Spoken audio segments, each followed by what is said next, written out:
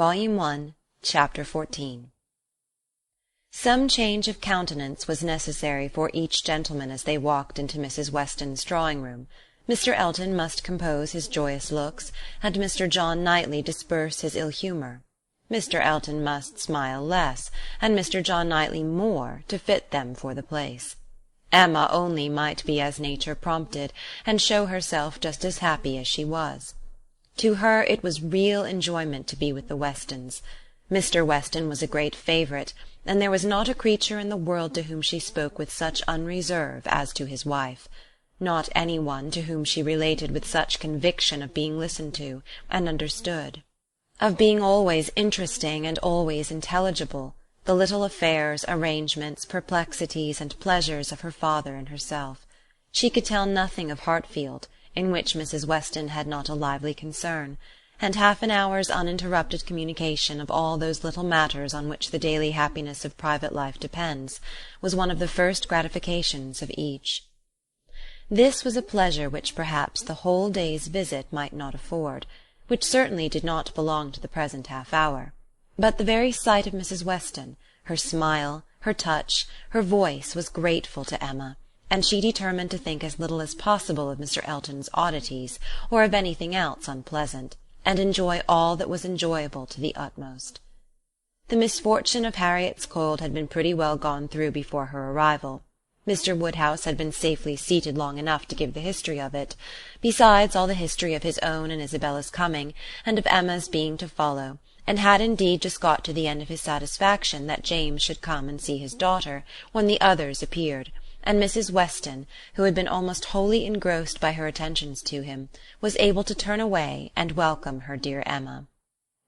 Emma's project of forgetting Mr. Elton for a while made her rather sorry to find, when they had all taken their places, that he was close to her. The difficulty was great of driving his strange insensibility towards Harriet from her mind, while he not only sat at her elbow, but was continually obtruding his happy countenance on her notice, and solicitously addressing her upon every occasion. Instead of forgetting him, his behaviour was such that she could not avoid the internal suggestion of, "Can it really be as my brother imagined? Can it be possible for this man to be beginning to transfer his affections from Harriet to me? Absurd and insufferable!" Yet he would be so anxious for her being perfectly warm, and would be so interested about her father, and so delighted with Mrs. Weston, and at last would begin admiring her drawings with so much zeal and so little knowledge as seemed terribly like a would-be lover, and made it some effort with her to preserve her good manners. For her own sake she could not be rude, and for Harriet's, in the hope that all would yet turn out right, she was even positively civil. But it was an effort, especially as something was going on amongst the others, in the most overpowering period of Mr. Elton's nonsense, which she particularly wished to listen to. She heard enough to know that Mr. Weston was giving some information about his son. She heard the words "my son" and "Frank" and "my son" repeated several times over, and from a few other half-syllables very much suspected that he was announcing an early visit from his son. But before she could quiet Mr. Elton, the subject was so completely past that any reviving question from her would have been awkward. Now it so happened that in spite of Emma's resolution of never marrying, there was something in the name, in the idea of Mr. Frank Churchill, which always interested her. She had frequently thought, especially since his father's marriage with Miss Taylor, that if she were to marry, he was the very person to suit her in age, character, and condition. He seemed, by this connection between the families, quite to belong to her. She could not but suppose it to be a match that everybody who knew them must think of. That Mr. and Mrs. Weston did think of it she was very strongly persuaded, and though not meaning to be induced by him, or by anybody else, to give up a situation which she believed more replete with good than any she could change it for, she had a great curiosity to see him, a decided intention of finding him pleasant, of being liked by him to a certain degree, and a sort of pleasure in the idea of their being coupled in their friends' imaginations. With such sensations, Mr. Elton's civilities were dreadfully ill-timed, but she had the comfort of appearing very polite, while feeling very cross, and of thinking that the rest of the visit could not possibly pass without bringing forward the same information again, or the substance of it, from the open-hearted Mr. Weston. So it proved, for when happily released from Mr. Elton, and seated by Mr. Weston at dinner, he made use of the very first interval in the cares of hospitality, the very first leisure from the saddle of mutton, to say to her, "We want only 2 more to be just the right number. I should like to see 2 more here, your pretty little friend, Miss Smith, and my son, and then I should say we were quite complete. I believe you did not hear me telling the others in the drawing-room that we are expecting Frank. I had a letter from him this morning, and he will be with us within a fortnight." Emma spoke with a very proper degree of pleasure, and fully assented to his proposition of Mr. Frank Churchill and Miss Smith making their party quite complete. "He has been wanting to come to us," continued Mr. Weston, "ever since September. Every letter has been full of it, but he cannot command his own time. He has those to please who must be pleased, and who, between ourselves, are sometimes to be pleased only by a good many sacrifices. But now I have no doubt of seeing him here about the 2nd week in January." "What a very great pleasure it will be to you, and Mrs. Weston is so anxious to be acquainted with him that she must be almost as happy as yourself." "Yes, she would be, but that she thinks there will be another put off. She does not depend upon his coming so much as I do, but she does not know the parties so well as I do. The case, you see, is—but this is quite between ourselves. I did not mention a syllable of it in the other room. There are secrets in all families, you know. The case is that a party of friends are invited to pay a visit at Enscombe in January, and that Frank's coming depends upon their being put off. If they are not put off, he cannot stir. But I know they will, because it is a family that a certain lady of some consequence at Enscombe has a particular dislike to, and though it is thought necessary to invite them once in 2 or 3 years, they always are put off when it comes to the point. I have not the smallest doubt of the issue. I am as confident of seeing Frank here before the middle of January as I am of being here myself.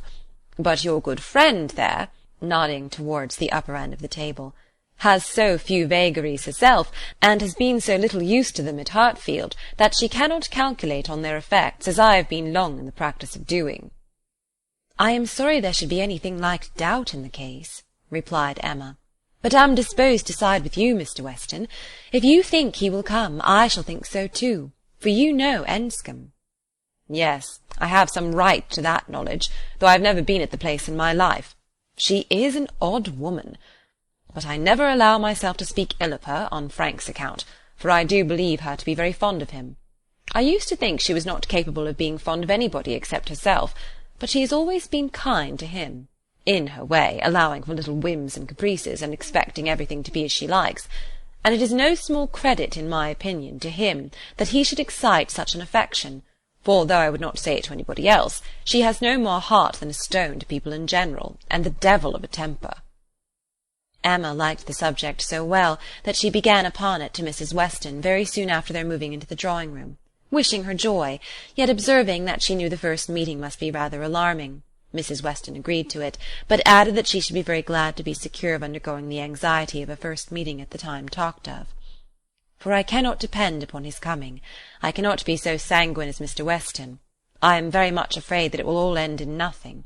Mr. Weston, I dare say, has been telling you exactly how the matter stands." "Yes, it seems to depend upon nothing but the ill humour of Mrs. Churchill, which I imagine to be the most certain thing in the world." "My Emma," replied Mrs. Weston, smiling, "what is the certainty of caprice?" Then, turning to Isabella, who had not been attending before, "You must know, my dear Mrs. Knightley, that we are by no means so sure of seeing Mr. Frank Churchill, in my opinion, as his father thinks. It depends entirely upon his aunt's spirits and pleasure, in short, upon her temper. To you, to my 2 daughters, I may venture on the truth. Mrs. Churchill rules at Enscombe, and is a very odd-tempered woman, and his coming now depends upon her being willing to spare him." "Oh, Mrs. Churchill! Everybody knows Mrs. Churchill," replied Isabella, "and I am sure I never think of that poor young man without the greatest compassion. To be constantly living with an ill-tempered person must be dreadful. It is what we, happily, have never known anything of, but it must be a life of misery. What a blessing that she never had any children! Poor little creatures, how unhappy she would have made them!" Emma wished she had been alone with Mrs. Weston. She should then have heard more, Mrs. Weston would speak to her with a degree of unreserve which she would not hazard with Isabella, and she really believed would scarcely try to conceal anything relative to the Churchills from her, excepting those views on the young man of which her own imagination had already given her such instinctive knowledge. But at present there was nothing more to be said. Mr. Woodhouse very soon followed them into the drawing-room. To be sitting long after dinner was a confinement that he could not endure. Neither wine nor conversation was anything to him, and gladly did he move to those with whom he was always comfortable. While he talked to Isabella, however, Emma found an opportunity of saying, "And so you do not consider this visit from your son as by any means certain? I am sorry for it. The introduction must be unpleasant whenever it takes place, and the sooner it could be over the better." "Yes, and every delay makes one more apprehensive of other delays. Even if this family, the Braithwaites, are put off, I am still afraid that some excuse may be found for his disappointing us. I cannot bear to imagine any reluctance on his side, but I am sure there is a great wish on the Churchills to keep him to themselves. There is jealousy. They are jealous even of his regard for his father. In short, I can feel no dependence on his coming, and I wish Mr. Weston were less sanguine." "He ought to come," said Emma. "If he could only stay a couple of days, he ought to come. And one can hardly conceive a young man's not having it in his power to do as much as that. A young woman, if she fall into bad hands, may be teased, and kept at a distance from those she wants to be with, but one cannot comprehend a young man's being under such restraint as not to be able to spend a week with his father if he likes it." "One ought to be at Enscombe, and know the ways of the family, before one decides upon what he can do," replied Mrs. Weston. "One ought to use the same caution, perhaps, in judging of the conduct of any one individual of any one family. But Enscombe, I believe, certainly must not be judged by general rules. She is so very unreasonable, and everything gives way to her." "But she is so fond of the nephew. He is so very great a favourite. Now, according to my idea of Mrs. Churchill, it would be most natural that while she makes no sacrifice for the comfort of the husband, to whom she owes everything, while she exercises incessant caprice towards him, she should frequently be governed by the nephew, to whom she owes nothing at all." "My dearest Emma, do not pretend with your sweet temper to understand a bad one, or to lay down rules for it. You must let it go its own way. I have no doubt of his having at times considerable influence, but it may be perfectly impossible for him to know beforehand when it will be." Emma listened, and then coolly said, "I shall not be satisfied unless he comes." "He may have a great deal of influence on some points," continued Mrs. Weston, "and on others very little, and among those on which she is beyond his reach, it is but too likely may be this very circumstance of his coming away from them to visit us." Chapter 14